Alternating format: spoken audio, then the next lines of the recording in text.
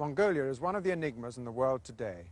Remote and relatively inaccessible, it's a country which few people from the West have ever visited.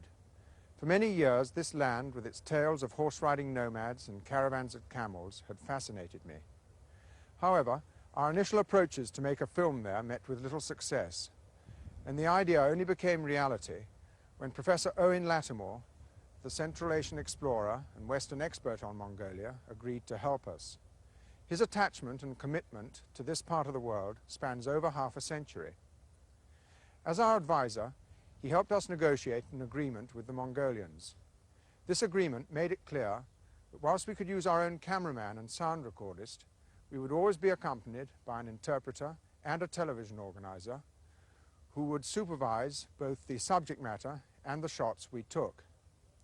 Since we were the first Western television team to be allowed to make a film in Mongolia, the Mongolians were anxious that we should present the best possible image of their country. The films are the result of two journeys we made with Professor Lattimore, the first in the summer of 1974 and the second in the following winter.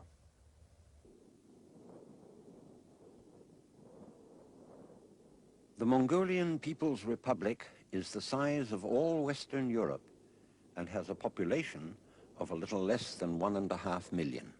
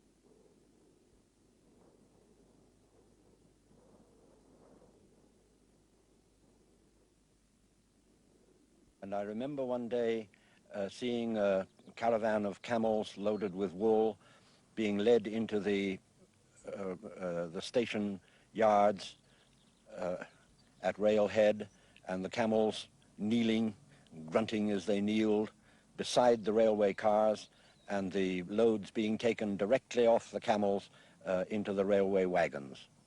And it struck me dramatically that here was the age of Marco Polo meeting the age of modern steam and industry. And I thought that right then that I would abandon my job and go traveling into that distant background to find out what it was all about. And I've been doing a good deal of that ever since.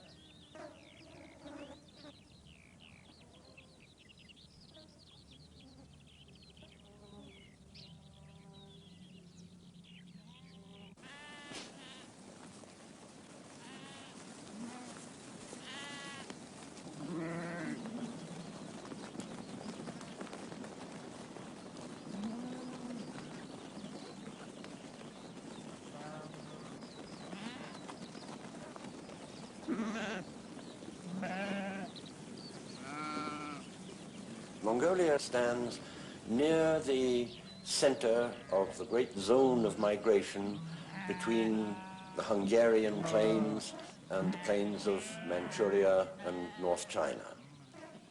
Through it passed also trade routes from India, Tibet, Persia, and the Siberian wilderness, rich in valuable furs. And it was also a part of the great area in which the way of living of the horse-riding nomads developed.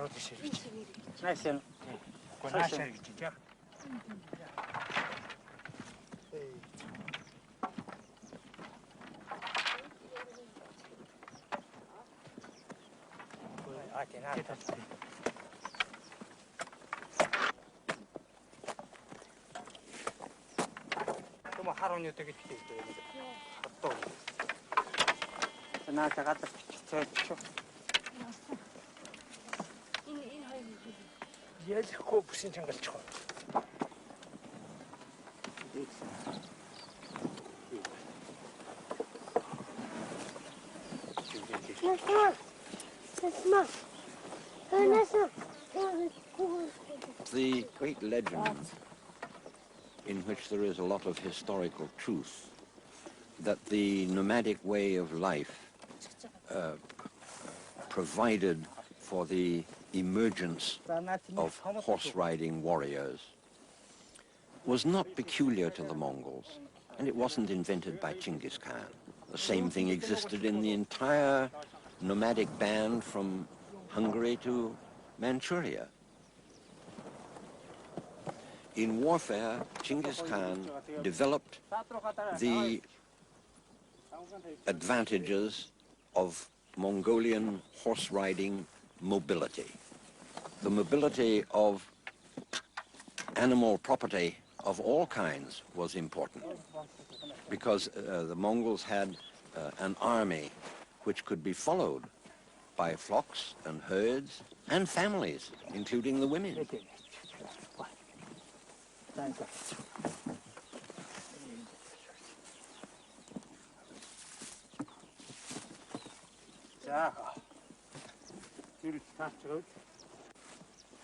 But it is a great mistake to think of the Mongols as primarily a warrior nation. They preferred to live in peace.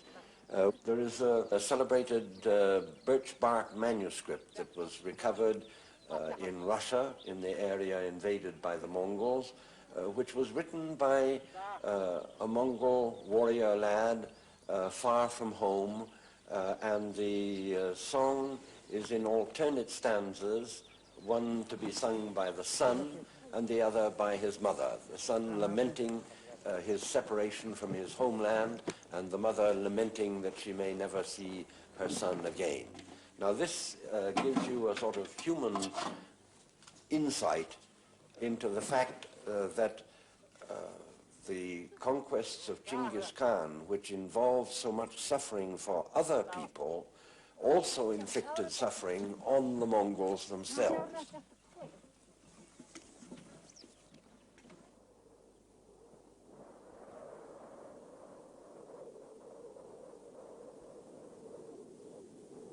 We then come to a long period in which the Mongol empires broke up, the power of Mongolia as a state declined, but as sometimes happened, while the state grew weaker, the ruling classes within the state grew stronger, and hence we have a long period of very, well, you can only call it vicious oppression of the people by their own nobility and aristocracy, their feudal nobility.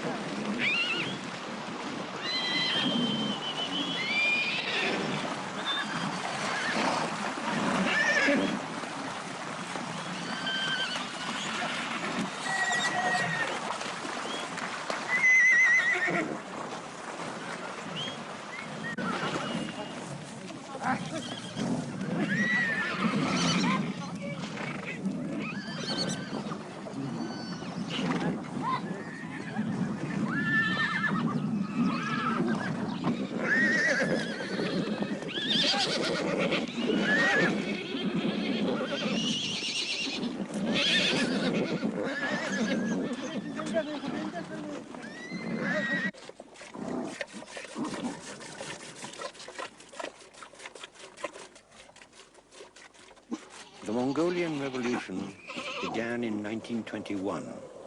I was not there at the time, but I was traveling soon after that in regions which had not yet been reached by the revolution. So I can say that though I never saw the revolution itself, I have seen its consequences for nearly 50 years.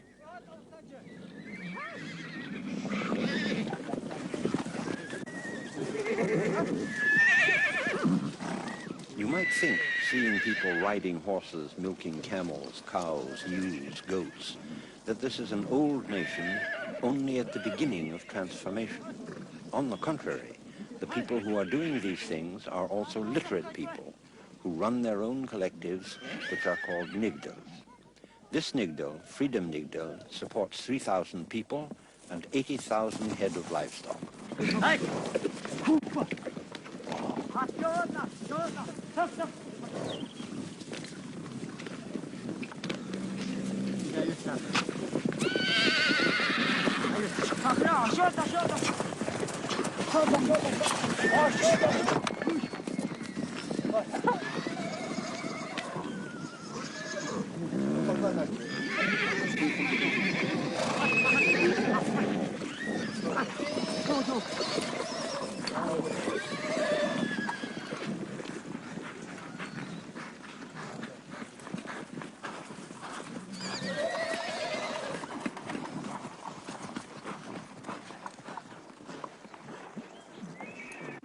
Кажется, гораздо ротись.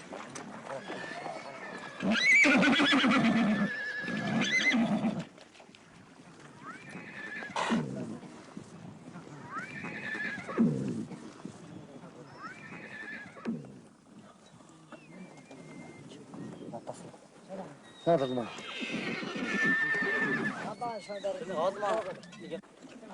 Naktar açık içi. Açık içi. Baç baç. Kim go baç. Suut bu adam. Saşut ver kabar çiğnedi. Bak sen de hoşuma çık.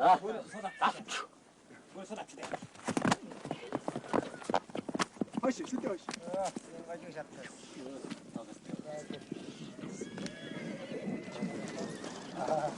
Atıl sen tersin.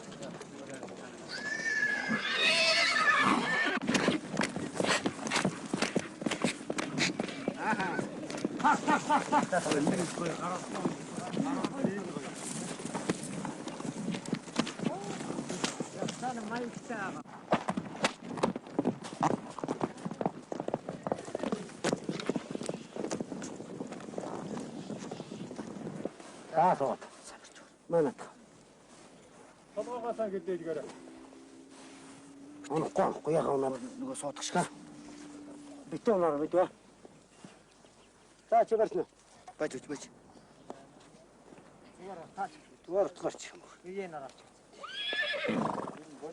Sağ.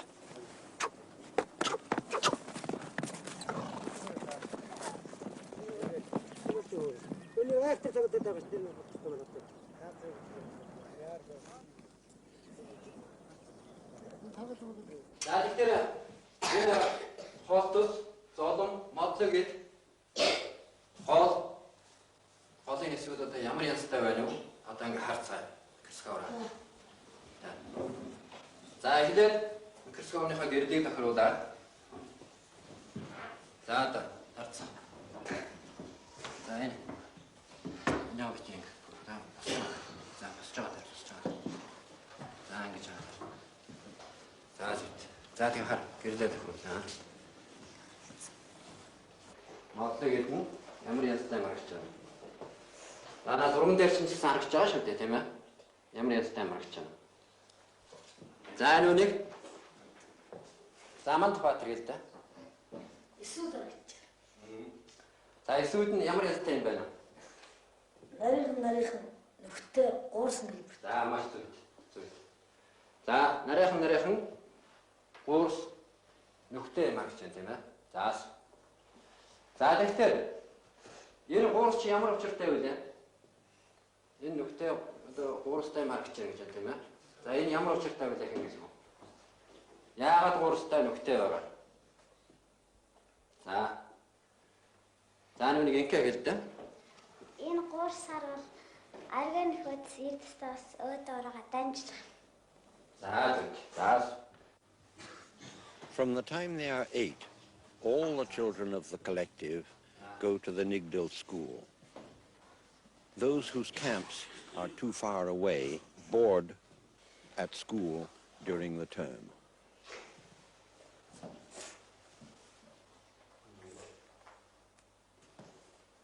Чиний нэрхэн гинэ? Чи ямар айлын худайл нөө? Худаа. Тэгээд худын хоринчин айл уу, ухчин айл, тэмчин айл ямар айл? Ухчин. Чи ухэр сайд чадна уу? Чадна уу? Чиний сайн. Тэгэхээр сүлээр их болсон юу хийнэ? Ямар мэрэгчл содлоо. Багш.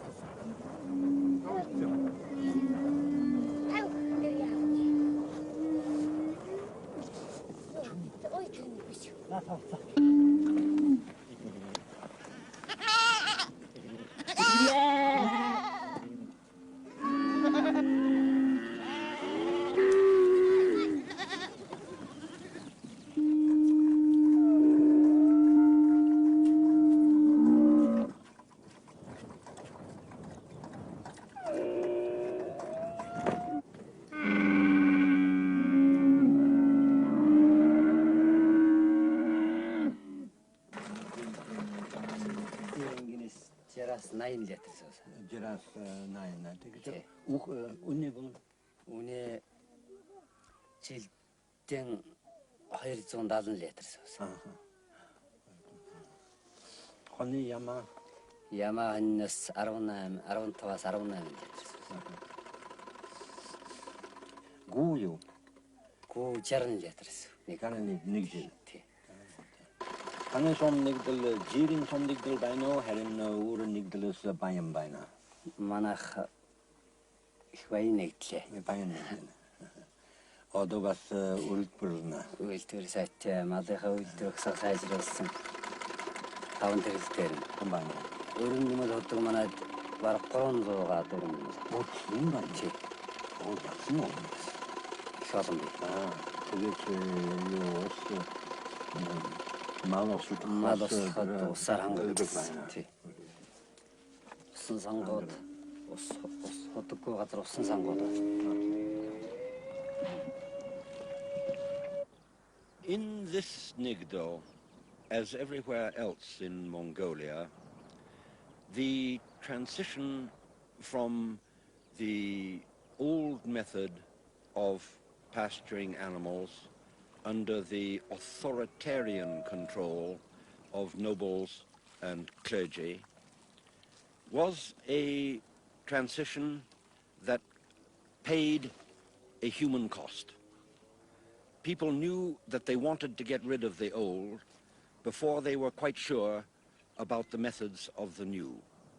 And like every country that has gone through the process of collectivization, there was an early period in which the enthusiasts went too far.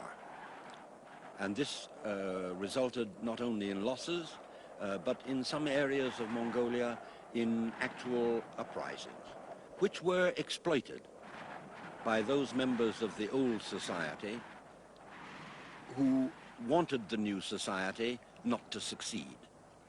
They got over this period of excess in a famous new policy of the early 1930s, which was called the New Turn. And they restrained the extremists who were going too fast and went over to a system of persuasion and education. I know myself families which in this second period of transition held out from the collectives. But they weren't forced in. They were allowed to continue. And the real turning point was when such families found that the people in the collectives were doing better than the people who were hanging on to their private herds.